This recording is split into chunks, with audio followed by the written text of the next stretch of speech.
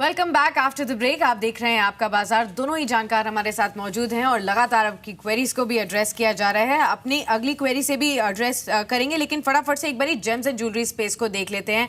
आज सुबह से ही यहाँ पर काफी फोकस है। आप देख सकते हैं पीसी ज्वेलर्स को इस वक्त भी 42 रुपीज तक की बढ़त देखने को मिल रही है। टाइटन को आप देखिए जोरदार तेजी के साथ इस वक्त दिन के ऊपरी स्तरों पर कामकाज कर रहा है। और खबर भी यहाँ पर है कि जीएसटी के जो नई दरें आए हैं उसके बाद पूरे ही स्पेस में आज एक इजाफा देखने को मिल रहा है। इस नए जीएसटी रेट को पूरी इंडस्ट्री कैसे देख रही है, इसी की बारीकियां समझ लेते हैं। हमारे साथ बहुत ही खास मेहमान भी जुड़ चुके हैं। मिस्टर बलराम गर्ग है हमारे साथ, मैनेजिंग डायरेक्टर पीसी ज्वेलर्स के हमारे साथ मौजूद हैं। गर्ग साहब नमस्कार, स्वागत है आपका जी बिजनेस पर। शुक्रिया अपना समय भी हमें देने के लिए। सबसे पहले आपसे मायने ही जानना चाहेंगे, जो जीएसटी की नई दरें तय हुई हैं गोल्ड पर 3% तक की, आपकी इंडस्ट्री कैसे देख रही है इसको?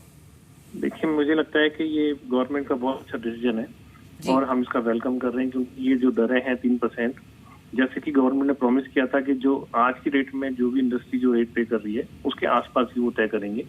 तो ज्वेलरी के लिए उन्होंने एक स्पेशल कैटेगरी बनाई है, क्योंकि आज की रेट में जो एवरेज जो टैक्सेशन लगता है एक्साइज वैट मिलाकर, पूरे देश की मैं बात करता हूँ तो लगभग 2.25% के आसपास लगता है। ओके। और कोई भी इनपुट क्रेडिट नहीं मिलता है। तो अभी जो दरें हैं 3%, अगर मैं इनपुट क्रेडिट ले लेता हूँ तो मुझे लगता है कि हो सकता है कि 2% और उससे नीचे आ जाए। Okay. तो इससे कस्टमर के ऊपर कोई भी भार नहीं पड़ेगा। और जो जीएसटी के तहत जो एक अनऑर्गेनाइज सेक्टर से जो हमारी इंडस्ट्री ऑर्गेनाइज होती जा रही है, तो मुझे लगता है उसका स्पीड बहुत तेज हो जाएगा। और गवर्नमेंट का जो हमारी इंडस्ट्री ऑर्गेनाइज होती जा रही है, तो मुझे लगता है उसका स्पीड बहुत तेज हो जाएगा और गवर्नमेंट का जो टैक्सेशन है वो भी आगे बढ़ेगा। तो मुझे लगता है कि सभी के लिए विन विन सिचुएशन है और ये एक अच्छा डिसीजन है गवर्नमेंट। मिस्टर गर्ग, एक चीज जो क्रूशियल है वो ये है कि अनुमान इंडस्ट्री क्या लगा रही थी, कितना टैक्स रह सकता है और उससे कितना डिविएशन है। दूसरा, पुरानी इन्वेंट्री को लेकर भी कुछ बदलाव हुए हैं, वहां पे भी इनपुट क्रेडिट मिलने का कुछ फायदा की बातचीत है। इस पर अगर आपको सफाई दे पाए। देखिए, अभी जो जहाँ तक इंडस्ट्री जो अनुमान लगा रही थी वो यही अनुमान लगा रही थी कि लगभग जो रेट आना चाहिए 3% के आसपास आना चाहिए। Okay. और वही रेट गवर्नमेंट ने लगाया है, क्योंकि 2% नहीं आ सकता था, क्योंकि इनपुट क्रेडिट के बाद अभी भी वही रेट पड़ रहा है 2% के आसपास। Okay. दूसरा क्या है कि हम जैसे हमारे जो चेन स्टोर है, हम जो गुड ट्रांसफर करते हैं एक स्टेट से दूसरे स्टेट पर, तो उसका जो भी कोई भी क्रेडिट नहीं मिलता है, तो उसका भी एक चेन स्टोर को अलग से फायदा होगा, क्योंकि आज के डेट में डबल टैक्सेशन लगता है। मुझे स्टेट टैक्स भी लगता है और मुझे हेड ऑफिस का टैक्स भी लगता है, जहाँ से मेरा माल प्रोक्योर करता हूँ, तो उसका भी बेनिफिट होगा। जहाँ तक बात है कि मेरा माल प्रोक्योर करता हूँ, तो उसका भी बेनिफिट होगा। जहाँ तक बात है कि दूसरा क्वेश्चन आपका था इनपुट क्रेडिट को लेकर, जो कि पुरानी इन्वेंट्री के ऊपर था। या पुरानी इन्वेंट्री में जो है आज की डेट में हमको वैट का क्रेडिट मिलता है, और अभी तक जितनी भी रिपोर्ट्स आ रही है उसके हिसाब से हमको जो वैट का क्रेडिट है वो बहुत ज्यादा नहीं होता है, बहुत कम होता है, और वो मुझे लगता है कि वो उसका बेनिफिट जो है हमें मिल जाएगा उसका। ओके सर, एक चीज़ और जानना चाहेंगे, क्योंकि इस पूरे सेक्टर में जो अनऑर्गेनाइज प्लेयर्स हैं उनसे बहुत स्टिफ कंपटीशन फेस करता है ये सेक्टर। आपको इस बदलाव के बाद या इन रेट्स के बाद अब इससे कितना रिलीफ आने की उम्मीद लगा रहे हैं आप? देखिए, मुझे लगता है कि अब अनऑर्गेनाइज सेक्टर को, जो भी अनऑर्गेनाइज सेक्टर में लोग काम करते हैं, उनको अपने आप को या तो ऑर्गेनाइज करना पड़ेगा या बंद करना पड़ेगा। उसका रीजन ये है कि अभी वो नहीं चलेगा, क्योंकि ये पूरी जब सप्लाई चेन को आपने कवर कर लिया है तो किसी का भी बचना बहुत मुश्किल है। तो मुझे लगता है कि हमारा जो सेक्टर है, जो कि 30-40% के हिसाब से जो एक बिजनेस ट्रांसफर हो रहा था अनऑर्गेनाइज से ऑर्गेनाइज, उसमें बहुत तेजी आएगी। और जिसको हम लोग सोच रहे थे कि अगले 10 सालों में इंडस्ट्री ऑर्गेनाइज हो जाएगी, तो मुझे लग रहा है अगले 5 सालों में पूरी तरह से इंडस्ट्री ऑर्गेनाइज हो जाएगी।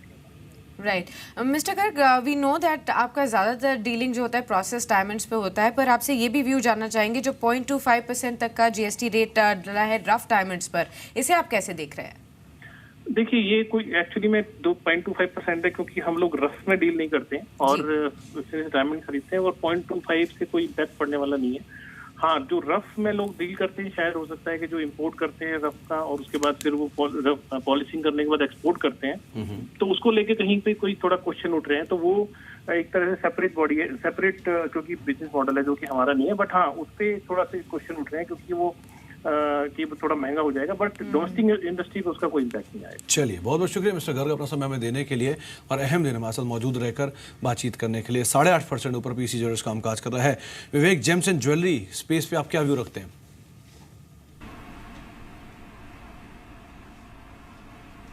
दिस पर्टिकुलर डेवलपमेंट जो हुआ है on GST front is definitely positive for this sector, जो सेक्टर है इसमें अनऑर्गेनाइज सेक्टर बहुत ही बड़ा है, nearly 80% is unorganise sector. Of course, going forward, the shift will take place towards the organized sector as the unorganized sector gets marginalized. Having said that, stocks are already run up, valuations are rich. ये level पे लेने का मतलब नहीं बनता है. Correction हो तो लेने का कोई स्कोप बैठ जाता है. उसमें Titan will be my preferred pick. ठीक है, स्पेस से टाइटन को चुना है विवेक ने. यहाँ पर निवेश के बेहतरीन मौके मिल सकते हैं आपको, आप यहाँ पर बना सकते हैं अपनी पोजीशन. चलिए मुंबई चलते हैं. दीपक हमारे साथ फोन लाइन पर जुड़े भी हैं अपना सवाल लेकर. गुड मॉर्निंग दीपक, पूछिए. Ma'am very good morning to you. मेरा सवाल है एक सुज़लॉन को लेके कि मैम मैंने 20 रुपए 75 पैसे में उसकी खरीद कर रखी है. ठीक है. एंड मेरे पास 10,000 के आसपास उसके शेयर्स हैं, तो क्या उसको होल्ड करें क्या ना करें. एंड दूसरा रिलायंस इंडस्ट्रीज पे भी पूछना चाहूंगा कि लाइक मेरे पास 1400 रुपए में उसकी खरीद है, 50 शेयर लिए हुए हैं, तो उसके लिए क्या करूँ. लॉन्ग टर्म का नजरिया है आपका दोनों पर? ही दोनों शॉर्ट टर्म है. शॉर्ट टर्म के लिए आपने होल्ड किया है. चलिए ठीक है, आपको राय दिलवा देते हैं. राजेश, पहले आप देखिए सुज़लॉन को ऑलरेडी अच्छा रन अप ये दिखा चुका है, लेकिन जो इन्होंने खरीदारी की है ऑलमोस्ट काफी हायर लेवल्स पर है. 20.75 क्वांटिटी भी ज्यादा है, 10,000 शेयर्स है इनके पास. आगे जाते हुए चार्ट्स क्या सजेस्ट कर रहे हैं, क्या यही रन अप आगे कंटिन्यू रहेगा शॉर्ट टर्म के लिहाज से? और रिलायंस इंडस्ट्रीज 50 शेयर्स 1400 के लेवल पर यहाँ पर इन्होंने खरीदारी की हुई है. दोनों पर ही आपकी स्ट्रैटेजी रिकमेंडेशन?